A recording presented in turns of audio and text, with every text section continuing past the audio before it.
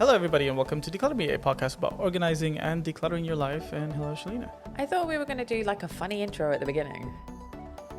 We'll bring it back next week. Okay, fine. Also, my friend Jonathan, who's listening. Hi, Jonathan. Hello, Jonathan. He is listening. He says we do a lot more chat than we used to. There's a lot more banter. That's a good thing? You didn't specify? I don't know, he didn't specify. It just went, yeah, we do, don't we? Yeah. Okay. We'll try to make this entertaining, so, you know. Yeah, we're all about the entertaining. So hopefully you'll like it today. I don't think you will.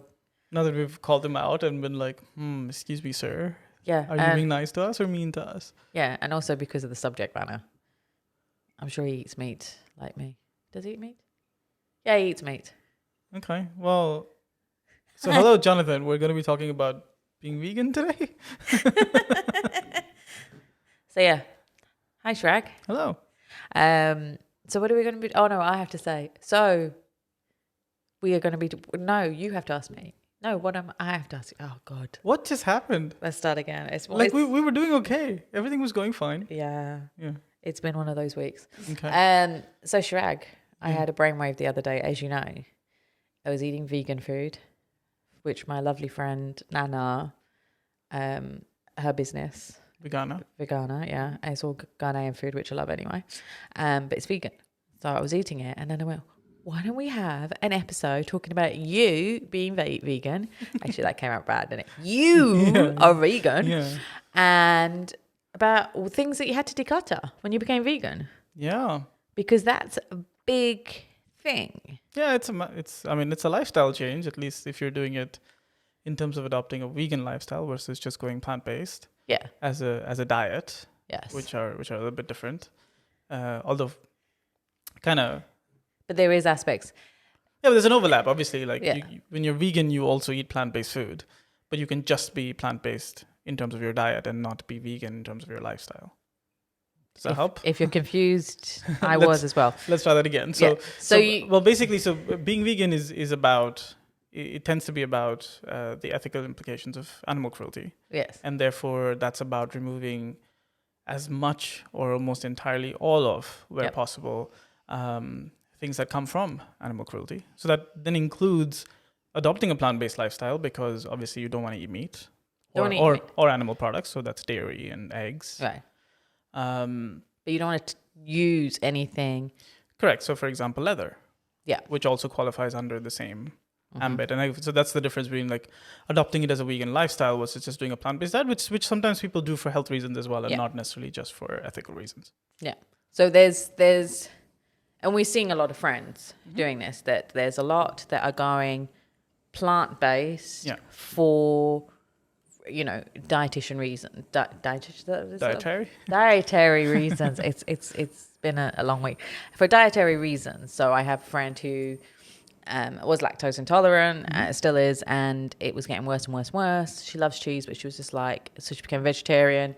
Then it moved on to vegan, and her whole food, lifestyle, dietary has changed. But she's only following it from a plant-based side. Yeah. But there was you, which was when did you? Just 4 years ago. Yeah, it's a little over 4 years now. Yeah. And I remember when you told me it was at. Just remember. Yeah, it was at Common Grounds. In Mall of the Emirates. Yeah. Yeah, because you've been vegetarian for years. For quite a few years before that. Yeah. And I remember him when he did eat meat, but so you were vegetarian. No, you couldn't have. Yeah. I haven't eaten meat since I moved back to Dubai. I'm sure you had when we were first Twitter friends. Anyway, all right, so I lie. I've never known him as a meat eater. But I do remember him as a vegetarian because he ate cheese. And then he said that one day he went, I've decided to become vegan. And you talked about a Netflix show. No, it was an incident, which we don't need to get into, but there was an incident that happened in India that kind of just opened my eyes to the whole thing. There are Netflix shows, and a lot of people actually, that's what's turning. But there was one that came out at that time, and you referred it to me. It wasn't one. Yeah, there were a couple that had become really popular and had been sort of the go-to to begin these conversations with people. And so that's generally when people were asking, we're like, well, I think you should go watch this. And one of them was called Cowspiracy, and then there was one other one. That were very popular at the time. But since then, since 2017, a lot more have come out. Obviously, we've seen Seaspiracy recently that came out, that was out on Netflix, which was about the seafood industry and kind of all of that as well. Yeah, I haven't seen that one. But I watched the one with Arnold Schwarzenegger and Lewis Hamilton. Lewis Hamilton. The one with Arnold Schwarzenegger. I'm not a fan of Lewis Hamilton. I'm a Ferrari guy. I'm a Formula One fan, but I really, everybody who knows me knows how much I don't like Lewis Hamilton, despite being British. Anyway, I digress. But he's a big vegan. Yeah. He advocate, and so is Arnold Schwarzenegger. He's been for decades, and Jackie Chan, because they all produced that film. I think you're talking about Game Changers now, yeah. Yeah, Game Changers, yeah. So I remember when you became vegan and you told me in Common Grounds, and it was very soon after we started the podcast. Yeah, I mean, we started the podcast early 2018. I adopted the lifestyle around midway through the year 2017, but then transitioned over the summer, yeah.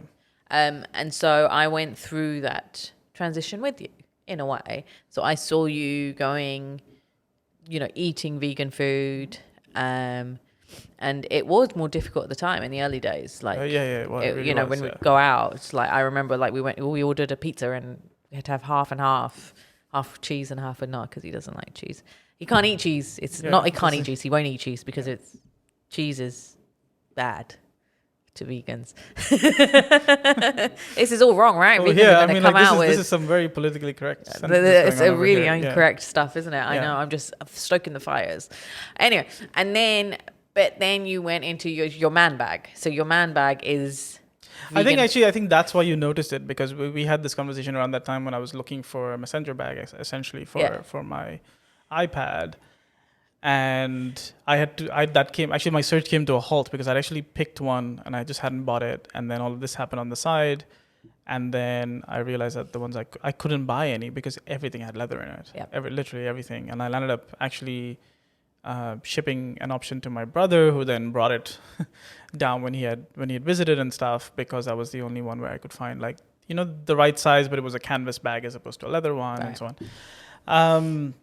So yeah, I mean, it was an interesting transition in terms of actually even sometimes realizing that certain things had animal products in it in some way that you would not expect. So it's it's beauty products, it's hair care, it's all of it. So let's talk first from if you become vegan or you're going into that vegan lifestyle. Let's talk about first with plant-based. Yeah, in terms of the food. People. Yeah. So let's talk about the food elements of, so the easy one, I guess, would be if you're going to become plant-based, you're going to remove all the cheese and the dairy, which will make me cry. There are plant-based milks now, Yeah, and the cashew cheese is all right. The cashew cheese is all right. We're slightly digressing here, I know, but the cheese that comes, the ones that you get, they are not exactly the healthiest thing to eat, but do a good job of coming close. Yeah. So you have products like Daya and others. I mean, we did one last year during the lockdown. Was it Harvey and Broccoli, I think? Harvey and Broccoli, yeah. And they have one, and that's it's like a potato starch and other starches together kind of ones. So maybe not the healthiest thing to eat, but then they mimic cheese quite closely.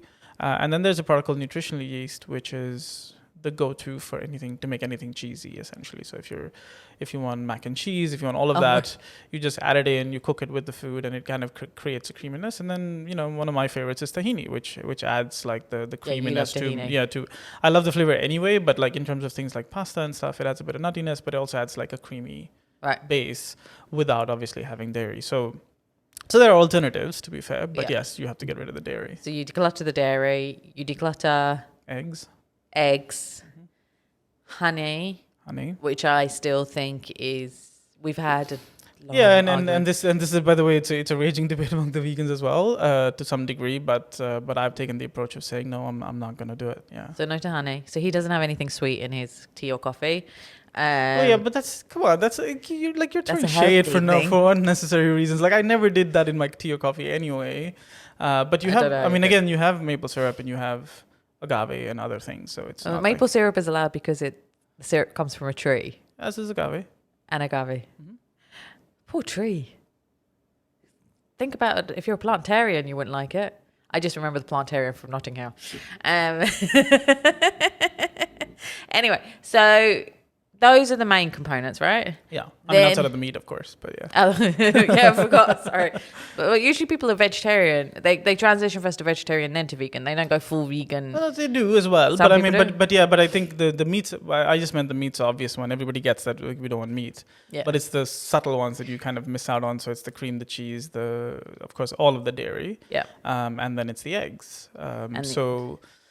So yeah, I mean, again, now it's not so difficult. But I remember in 2017, the biggest complaint the vegans, at least the local vegans, had was desserts, right? Because it's actually very difficult to get eggless, dairyless desserts. Now there's everywhere. Now you get get a lot, and that's a different story. But I'm saying in 2017, that was like a big complaint that people had, was like you didn't have any places that were, and especially when you don't want to sit and make it yourself and you just want to go pick up a cake, and there's nobody that's doing that at the time. I think the only one I remember in the beginning was Sugar Moo, who had introduced like a vegan chocolate cake and a couple others. But that was it at the time anyway. Yeah, and then I think Common Grounds jumped onto it quite quickly though, didn't they? And they had the cookies and other stuff as well. And Lime Tree as well. Yeah, and then of course now, I mean, Everywhere. a lot of the cafes have at least one.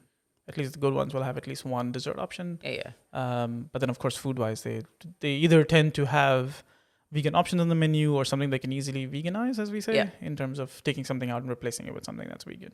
And now, I mean, delivery. So I become vegan for a day every week unintentionally. Well, I tell you, like, oh no, I don't tell you all the time because you take the piss, but except for the milk bit in my tea and coffee, but otherwise I'll go through one day of just eating vegan food. And it's more, for me, it's just more health reasons. Yeah. And also sometimes it's unintentional. It's just that I can't be bothered to cook meat, and I end up just eating vegetables and stuff. So that's one thing. And so that's the plant-based stuff. Yeah, so the process there again is like, it's a bit tricky, right? So, and I've obviously, because I've been vegan for a little while, a lot of friends have been talking to me about it because some of them either want to transition or look at it. I mean, we've had the conversation too when you were looking to try it out for a little while. So what I generally tell them is like, look, I mean, if you can donate it and give it away to somebody, then great. But food is a bit tricky. I mean, depending on what we're talking about. And so if you've made that decision, so in my case, for example, for me, the aversion to dairy was very high at the time. It was very emotional, and I just could not bring myself to do that. But I was able to just give the milk and stuff away. Right. And that was fine. Eggs, I transitioned for a little longer. So I had eggs in the house, and I actually was like, I'm just going to finish these eggs. And then I'll start, just because I didn't want it to go to waste. Because again, it's a bit of a funny conundrum because, as a vegan especially, but as someone that wants to be more conscious of my impact on the environment, I don't want to waste stuff either, right? So it's kind of like a bit of a trick there. So I think when you do decide to follow this lifestyle, do as you said, like give it away to someone. If some of the food items you might be able to give it to a mosque or a church or a temple. And even friends. I mean, I know people that have spoken to me who had frozen meats and ice creams and stuff in the like it was just sitting in the freezer, and then this happened, made the transition, and was like, well, I have all this stuff and I don't want to eat it anymore. But because it was frozen and long lasting, they just handed it off to a friend, and said, listen, before you buy your next stock, like please take my stuff first. So there are ways to kind of with stuff as well. Like there's been times where I've gone, look, I've got this food, this is suitable for you. You eat it because I've got too much of it. So there are ways to do that, and I think there are ways to manage that waste. I mean, I wouldn't recommend anybody just throw it out. No. So like you said, you can donate it to places that serve food to people. And you have a lot of either religious centers or other food shelters and other things in different cities. Where that can be made use of. Better. Or food banks are a good one as well. Yeah. So I get very upset about the fact that there's so many food banks everywhere, but they do need the donation, so you can always do that and give it to them there. So that's the food element. Then if you become more, what do you call it? Vegan. It's a vegan lifestyle. I mean, we just call it the vegan lifestyle. Yeah. But I mean, the idea is that if you're doing it for ethical reasons, if you're doing it because you don't want cruelty, well, there are other things actually that you kind of need to be aware of. For starters. Clothing and stuff, we were just talking about it, like leather is a big one. Yes. There is some level of cruelty there's a tremendous level of cruelty on the leather side of things, but there's also some cruelty in other stuff. So a lot of the fast fashion stuff, is a bit tricky. You want to be mindful of that. So you're not even the thing is, we're talking about vegan, but you're also eco and sustainable. I think they go hand in hand, to be honest with you, because I think that the the decisions that we take in terms of removing the cruelty just takes us to options that are actually more sustainable anyway. Right. Okay. Yes, I mean I am also kind of conscious of that, but I'm not. When I said fast fashion, I meant because a lot of fast fashion, so things like fur. I mean, that's like a direct animal product, right? And so that's a very clear one. Leather is a big one like that. And there are so many options to leather today. I mean, by the way, like fall leather has been around for ages, right? Yeah. It was just that the unfortunate bit is... It looks terrible. No, actually, no, I didn't mean that. I mean, the unfortunate bit is the way it has always been marketed is this is original leather and this is cheap leather. Yes. Right. And that's always been the stature given to it. So therefore, the products that came with fall leather tended to look cheap as well because nobody was investing in them because nobody bought them. But today that has changed significantly because a lot of people are making conscious choices for it. There's leather that's made out of pineapple skins and other things. Yeah. That's very durable. That is almost like leather when it's pulled out from the fiber. So there are a lot of options like that people are doing. And then here as well, you do get a lot of faux leather stuff that is available in many things like vaccine and other ones. There's a bit of it's a little bit tricky in terms of saying, I definitely don't want leather, but I also don't want plastic and I don't want that. But again, plastic is not an animal product, but it does harm animals down the road. And that's the eco side, as you might say. But the leather and the fur and stuff is just a no. Yeah. But the issue is as well, and I see, like places like Zara do the faux leather and it is better now, but it's fast fashion. Yeah. So there is that balance that we have to make. Yeah. And I think, the important thing to remember there is also and this goes back to decluttering principles and all the things you've been talking about too, is don't waste, right? So if you're going to buy something, buy it if you have the space for it, buy it if it's useful, rather than buy it just because you want to stack up a closet, right? And so again, a lot of that stuff, as we know in the fast fashion world, goes to waste, not necessarily because the quality is bad, but also because people are wearing it, they're buying wrong sizes, there are a lot of other layers to it. Again, we don't need to get into that today, but so when I say fast fashion, I'm talking about just being aware of that stuff, and we've discussed it in previous episodes. But unfortunately, because all of that stuff has been just really cheaper, animal products and other things have been getting used in that stuff. Yeah. And so that's when we want to be a little bit more careful. But you have lines like Stella McCartney, for example, others. I wanted to mention her and sound like I do. Like Stella McCartney. You did. We were talking about it just before the show, but there are a lot of brands that are being more conscious today and are working hard to do it. I came across a leather bag company in India, right, called Olive. Someone actually gifted me a bag from it, just because they knew I was vegan, and all of their stuff is cruelty free leather, right? And now they've expanded to purses and wallets and a bunch of other things, and they're nice products again. So there are a lot of companies that are rising out that are doing good jobs. I think even the big ones like H&M, even though H&M is fast fashion completely, but they have got more of a conscious range now that they're trying out, aren't they? Yeah. So there is that. So, as always, see if you need it by quality over quantity. If you have those the money, principles should apply anyway. Yeah, and if you have the money, and you could afford Stella and you like Stella, then you could get that as an investment, and then the cost per what do I call it? The cost per cost per wear. The cost per wear, yeah. The more if you have this one amazing dress from Stella, or actually her white shirts are famous. They're like the best shirts ever. Yeah. Buy that shirt, wear that for decades. Yeah. The cost per wear is much more than buying something from Zara, which is not even eco or sustainable, or what's all the other? I can't talk to you. Yeah, no, but like you said, especially with the bigger brands, at least the ones that are they're at least they're marking the things correctly now. Yeah. So you find in stores, you have things that say like, oh, this is our vegan range. Yeah. In other places, they'll point out when it's sustainable stuff because it has become trendy to do it, which is a good thing in some ways. Then you have brands like Call It Spring and so on who have entirely turned vegan, right? And so now all of their products in that store are vegan. Which one is it? Call It Spring. It's a brand of Aldo, right? Call It Spring, right? And they used to have a mixed range before. They used to have a regular range and a vegan range. And now they're at some point, I think last year, a couple of years ago, they just decided they're like, we're going 100% vegan. I didn't know that. Yeah, so now all of this stuff in their stores is vegan, which is great, right? And it's shoes, it's bags as well, and it's a cheaper range as well. It's an Aldo company actually, so it's a company that's owned by Aldo. It's a good price, yeah. So and it's a good price and a good company, and so again, we're seeing this kind of happen, and of course you would turn around and say, well, Aldo isn't, and I understand that, but ultimately, the more money and the more we buy these things, the more lucrative it starts becoming to be in these businesses. Actually, kind of works long term anyway. Yeah. So, what are your top tips as the vegan expert? Because you have got a vegan podcast as well. That you would give people who are getting into the vegan lifestyle and to help them to navigate and to declutter and then organize themselves to become vegan? Yeah, so I think the main thing I always tell people is to not be overwhelmed by it. Right. It is a transition, and to treat it as such, because I think a lot of people think like, oh, that's it, boom, now what do? I'm going to throw away all this stuff. I'm going to go out and spend a bomb and buy all this other stuff.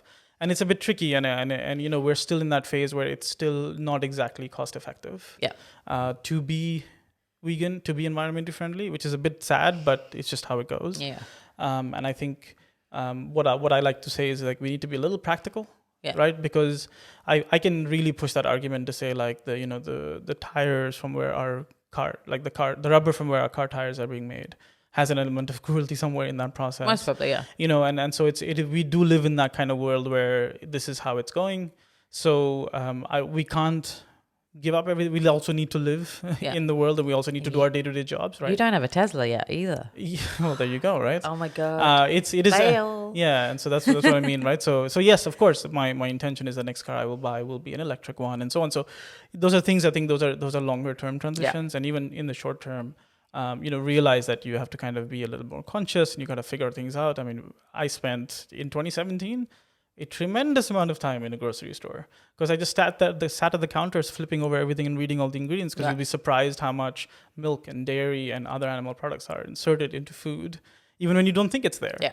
And we've had that conversation so many times about stuff. It happens a lot. And is it crisps that we have had an issue? Yeah, you're all right with tortilla chips from Marks and Spencer's. Yeah, I mean, but you're right. I mean, even sometimes the flavorings of chips have milk powder in them. Yeah, and you would not think that. And I don't mean like a cheese flavored one. I mean like a barbecue flavored one has it. I've seen one that has a jalapeno flavored chips, and it's got milk powder in it. Yeah. And you're just sitting there going like, so there's a lot of that stuff.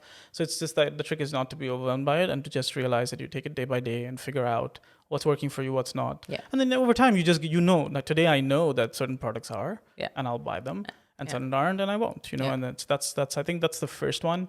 The other thing is to realize that it's also not just about the food. So we didn't really get into this, but beauty products. I mean, beauty products have so much animal products in them, right? Everything from lipsticks to makeup to moisturizer to everything. But there are so many more brands now that are vegan lifestyle. I mean, KVD is the famous one. Yeah. But there are a lot of the big brands. And the Body Shop has taken an all vegan approach. They started out doing all cruelty free. Yeah. What's the difference between cruelty free and vegan? Because it's cruelty free, which is it's not tested on animals, but it still might contain animal fat, animal oil, and stuff like that. So they had both the lines. They're transitioning out of that. And I think a lot of the halal products are naturally animal and cruelty free. Right. Because they're halal. So they don't, it's especially nail polish, that you can wear it and you can do your wuzu to pray and stuff like that. Yeah, I mean, the intention of putting that certification on is to actually has to do with the process of halal. But the thing is, because it doesn't have anything, it can be certified as such. Yeah, so exactly. It's kind of like it's not exactly it's quite not right, halal, correct? But it has worked for that. So that's good. And the same thing applies even sometimes when some things are marked dairy free. Yeah. Sometimes it means it has eggs, but sometimes actually it just means that we're not putting milk in our stuff anymore. Right. Even though it's not branded as vegan. So these certification things are still changing. Yeah. So read ingredients and you'll figure it out. But the point is, again, it's not just about the food. It's all the other stuff. Yeah. And wherever you can, in whatever capacity you can, do it. I mean, I know that we've spoken to a lot of people who have find it really difficult to give up food. Yeah, And- well, and you you know know, me. I'm very And food is, very- I mean, there's so many emotional memories and so many things associated with them, and I understand that. It's not like cheese. So well, much cheese. the cheese argument is a little bit like, okay, but You but- know it's true. yeah, but There's but nothing beats a lot of Parmesan compared to those. actually, I this is again we're digressing, but I came across a vegan parmesan from Gibson's recently that it tastes fantastic, honestly. He says this, but No, I've no, tried I've had non-vegan friends like not realize that Really? yeah, it was really good. because there were some in the early days. You remember No, you no, used to no, get me to try, and I'm like, Yeah, some of them not so great. And I will admit that as well. But we have I mean we have, for example, Brooklyn Creamery, which is a nice company that has been doing vegan ice creams for a while now. Yeah. And I have actually served it up to a table full of friends without saying anything. yeah, And they lapped it up. And it was only at the end of that dessert sitting that somebody was like, "Hey, how did you eat that?" yeah, And I was like, "Because it was vegan." And it was like, "Oh, you had a vegan version." I'm like, "No, all of us yeah. had just had vegan ice cream," and they were like, oh, "Damn, that tasted really Yeah. good." So of course, like things have, those things have gotten better and people have gotten better. But again, We gone back to food. But the point is, it's stuff outside of food, so just be mindful of that. So And I would say to help people from a layman's point of view, because I am a total layman on this thing. I've tried how many times. From what you've said, I think a good idea would be to do 2 columns of short-term goals and long-term goals. Like the car, getting a Tesla would be a long-term goal. Short-term, there are other electric cars, by the way. yeah, Toyotas or whatever. Anyway, I shouldn't even promote Tesla, should I? I'm not a fan of Elon. But do short-term goals, so finish off all your meat, finish your dairy, or donate, or give away. And it's easy to do things like saying, whatever, the next shoes I buy won't be leather, for example. Like that, there are ways to do that, right? Yeah. And, don't buy, massive bags of flaxseed and chia seeds. An avocado. An Everybody avocado. thinks like vegans just eat avocado. all Yeah, day, which we don't. don't. Like buy 1 or 2 flax seeds and chia seeds. You know how many times I have to, we have to give it away or throw it away in people's kitchens? But superfood. Yeah, they're superfood and they're like, oh my God, it's vegan, it's superfood. And it's like nobody eats it. Yeah. So very few clients eat it and they make it for cakes and things like that. So don't, if you can buy, there's stores here there's Grandiose and even Waitrose now do it that you can buy. You can bring a bag in and fill it up and Yeah. so you can buy a small amount. Yeah. Actually, all the stores are moving that way now. Yeah. So I know even Carrefour, for example, It's Carrefour now, as well. I was going to say, because I Carrefour, do the spices with Carrefour and we've talked about it before. and they've been good about also getting rid of plastic bags now. So that's really nice. Yeah. So and for sure in the UK there is that option, and in the USA I'm sure there is, like most probably in Whole Foods and stuff like that. Yeah. So you don't have to buy big packets. Buy small amounts, try it, see if you use it, see if you like it. It's a bit of a boring superfood. And then, so these foods that everyone says is the thing you need to get. The avocados. Don't buy 20 avocados because... You're never going to get through them. And also they always go off. Like I bought 2 the other week. They're gone off. It was so annoying. So we always have that issue, don't we? It's the hunt for the holy grail of good avocados. Yeah, and I think like you said, the problem is that something becomes trendy for a bit, and everybody starts like, oh, now I'm making this with flaxseed, and I'm making this with flaxseed, and it's on, and it's just like, okay, listen, you can eat a meal that costs 15 dirhams that is entirely vegan, and that's all good and nutritious and everything, like a dosa, and you'll be fine. Yeah, So I think it's just it's an unfortunate kind of thing where everybody thinks that now vegan means you're going for this expensive. Now you got to eat these like avocado quinoa salads and that's all you can eat, and that's not true, number one. So it's an unfortunate representation of what happens. But then 2, as you said, don't go overboard. Like figure out what works for you, because you honestly, for me, from a dietary point of view, the transition took like 3 months. right. Not because I was eating other stuff, but I had to figure out really how much calorie intake I needed to balance out the fact that I had taken away a pretty big fat group, which was dairy and cheese, right? Well, that's what I had happen. It all came back to me. I did it because I did it for a week. Yeah. And I had serious problems. I was starving. Yeah. I didn't eat. You think you're eating a normal portion, and I was hungry. No, because actually the reality is from a human digestive point of view, we digest that food much faster. Yeah. because we break it down easily, because again, it's meant to be natural. Yeah. But the downside that means is that you have to, the point is you have to align yourself around it. So give yourself the time to align. And that includes the food, it includes the clothes, it includes the shoes, it includes the beauty products and the shampoo and everything. Yeah. Because you've already bought that tub or that bottle of shampoo. Like, fine, finish it. And then the next one you buy can be the cruelty-free one, right? Yeah. Unless you've gone and done the thing that Shalina tells you never to do, which is you've bought 5 shampoos of it and now you have to declutter and give it away, then please give it away. Yeah. But that's the point, right? So the idea is to just be a bit mindful of that. Yeah. So I think short-term ones, medium ones, and long-term ones. And I mean, from my point of view now that it's all come back to me, the vegan, I went vegan for a week and failed, but it was because I was starving all the time. But think about that as well. Listen to Chirag's podcasts about this, because he talked about it. He talks about different things, elements of being a vegan. We do get into, and that was the whole idea actually of starting that show, was to create that awareness, to be like, okay, these are some of the things you have to think about. There's some of the awareness you need. And these are some of the steps you can take as individuals, just to kind of do a little bit better. Yeah. And you can do it gradually as well. Exactly. And it's like with any transition in life, don't just jump in and full on get all the paraphernalia and then it's clutter. Yeah.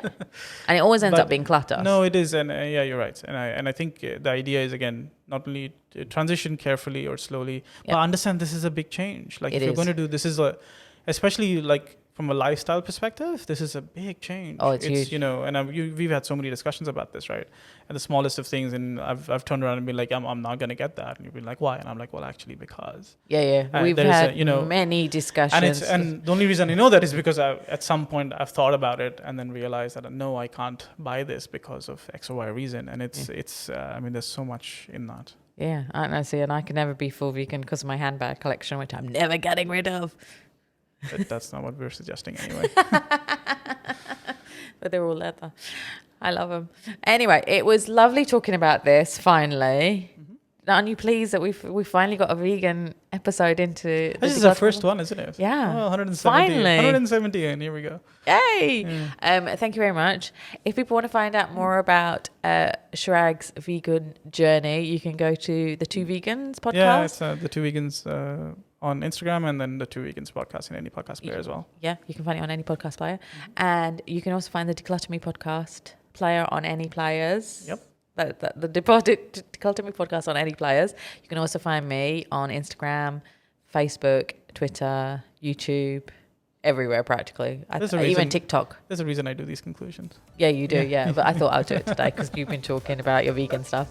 And if you also want to talk to me about decluttering and organising to get prepared for the transition to be vegan, you can always get in touch with me at www.decluttrme.com. And I hope you found this episode helpful, and we'll see you next week. Bye. Bye.